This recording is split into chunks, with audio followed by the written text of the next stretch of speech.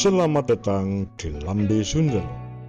Sebelum Anda nikmati tayangan berikut, silahkan klik like, subscribe, dan klik notification bell.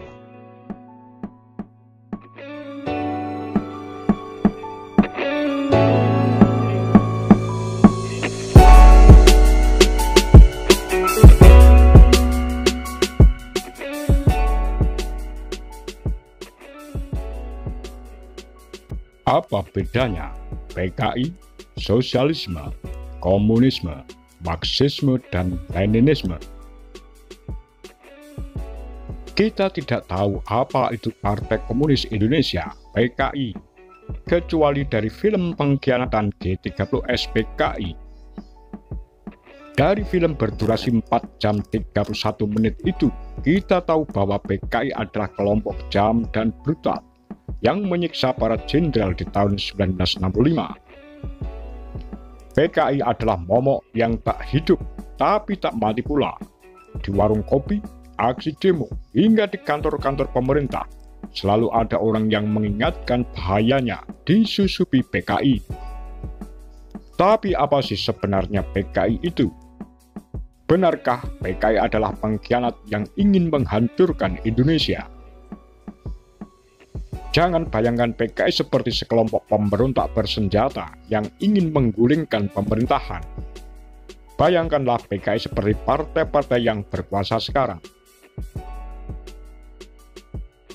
Pada zamannya, PKI adalah partai penguasa.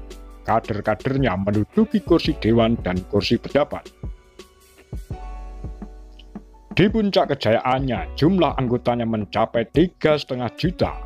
Belum termasuk kader muda dan simpatisannya di seluruh Indonesia. Mari kita jernihkan dulu beberapa terminologi yang kerap dicampur adukkan dan membuat kebingungan.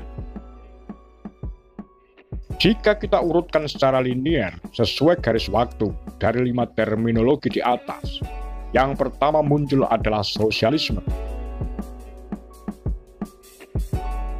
Mengutip penjelasan Franz Magnus Suseno dalam bukunya Pemikiran Karl Marx, dari sosialisme utopis ke perselisihan revisionisme, terbit 2003. Sosialisme adalah sebuah gagasan kuno tentang kepemilikan bersama. Gagasan ini berkeyakinan dunia akan menjadi lebih baik jika tidak ada kepemilikan pribadi. Kekayaan dunia merupakan milik semua orang. Konflik masyarakat. Demikian keyakinan sosialisme, didasarkan atas kepentingan mengejar keuntungan pribadi. Gagasan ini sudah muncul sejak zaman Yunani kuno. Selanjutnya, seturut garis linear waktu, gagasan sosialisme inilah yang menjadi dasar bagi Karl Marx, seorang filosof, sosiolog, dan ahli ekonomi abad 19, menelurkan teori yang meramalkan keruntuhan kapitalisme akibat pertentangan kelas. Kapitalisme secara sederhana dimengerti sebagai sistem ekonomi yang dikendalikan perseorangan demi mengejar keuntungan pribadi. Sistem kapitalisme ini mengemuka di zaman Karl Marx dalam wujud revolusi industri. Mesin-mesin ditemukan, alat-alat produksi dikuasai oleh para pemilik modal, dan rakyat kebanyakan bekerja kepada para pemilik modal ini sebagai buruh. Realitas sosial era revolusi industri ini dipotret Marx dalam teori kelasnya. Ia membagi masyarakat dalam 2 kelas, yaitu kelas pemilik modal, bourgeois, atau alat produksi, dan kelas pekerja, proletar. Marx menuliskan gagasannya dalam buku amat terkenal, Das Kapital. Marx berpendapat pertentangan kelas adalah sumber masalah hidup. Kapitalisme atau pertentangan bourgeois dengan proletar yang semakin menguat diramal Marx bakal mendorong terjadinya revolusi. Marx sangat yakin kaum proletar yang akan memenangkan revolusi ini. Kelas proletar, ramal Marx, bakal menghapus kelas di masyarakat. Tidak ada kepemilikan individual, semua dibagi sama rata untuk dunia yang lebih baik dan sejahtera. Ajaran Marx tentang teori kelas dan kehancuran kapitalisme disebut Marxisme. Marxisme tidak sama dengan komunisme. Komunisme adalah gerakan dan kekuatan politik Partai Komunis yang dibentuk Vladimir Ilyich Ulyanov yang dikenal juga dengan Lenin, yang menggerakkan Revolusi Oktober 1917. Revolusi ini disebut dengan Revolusi Bolshevik. Terjadi pada 25 Oktober 1917. Gerakan politik Partai Komunis pimpinan Lenin merebut kekuasaan dan membentuk negara sosialis pertama di dunia yang disebut Uni Soviet.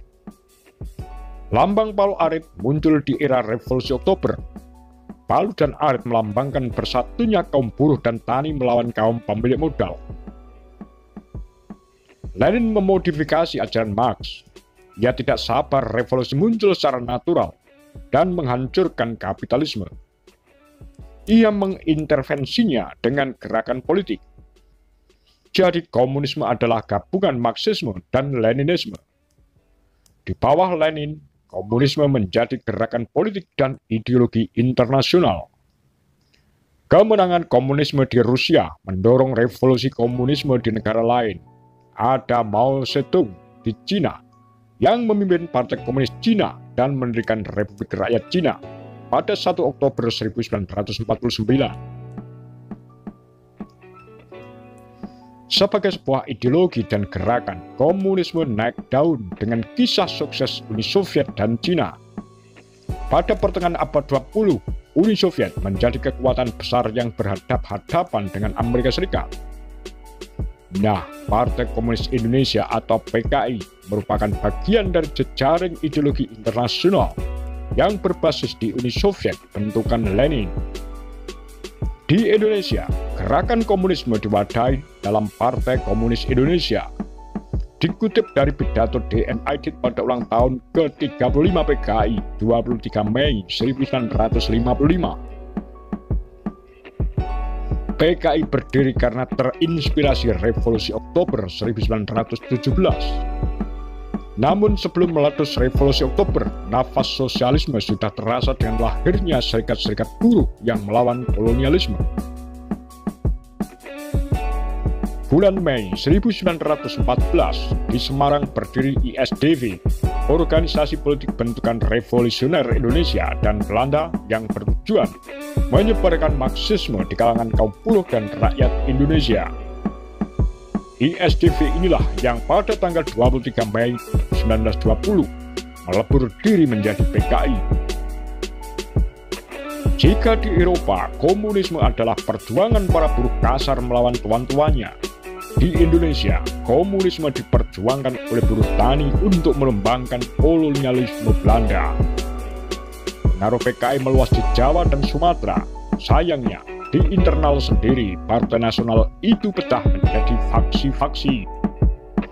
Hingga pada 1926, PKI berusaha melancarkan revolusinya. Kader dan simpatisannya memberontak terhadap pemerintah kolonial. Ribuan ditangkap dan diasingkan pemerintah kolonial. Pemerintah kolonial menyatakan PKI terlarang. Setelah Indonesia merdeka pada 1945, PKI yang tadinya bertahan di bawah tanah muncul ke permukaan. Kendati demikian, pada 1948, PKI kembali bergejolak. Dalam bukunya Madiun 1948, PKI bergerak, terbit 2011, Hariposi menuturkan ex-pimpinan PKI menawar Musso kembali ke Indonesia pada 1948. Ia kabur ke Uni Soviet setelah pemberontakan PKI pada 1926.